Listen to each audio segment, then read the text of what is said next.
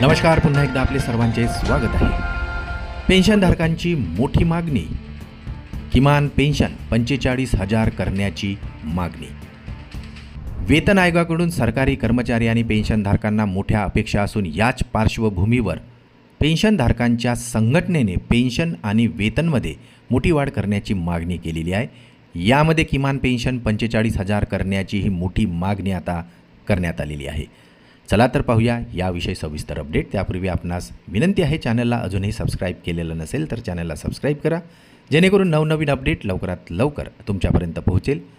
नवीन अपडेटसाठी समोरील बेल आयकॉनला प्रेस करायलाही विसरू नका आणि अत्यंत कामाची आनंदाची बातमी आपल्या इतर सहकारी मित्रांना शेअर करायलाही विसरू नका.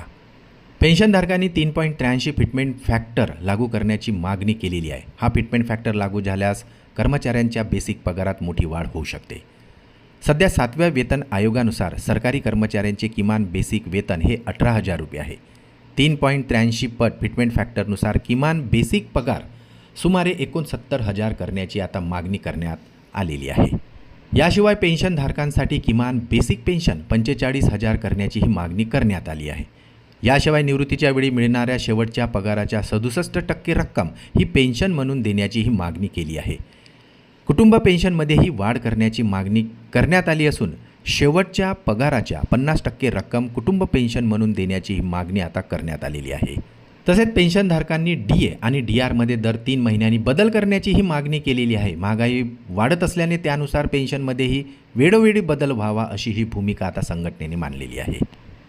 पेन्शनधारकांसाठी वैद्यकीय सुविधेमध्ये सुधारणा करण्याची मागणीही करण्यात आली आहे. कॅशलेस उपचार सुविधा आणि फिक्स्ड मेडिकल अलाउन्स 5,000 करण्याची मागणी करण्यात आली आहे.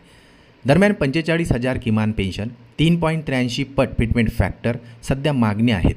वेतन आयोगाच्या शिफारशी आणि त्यानंतर सरकार घेणारा निर्णय यावर आता कर्मचाऱ्यांचे वेतन आणि पेन्शन किती वाढणार हे आता येणाऱ्या दिवसात स्पष्ट होणार आहे.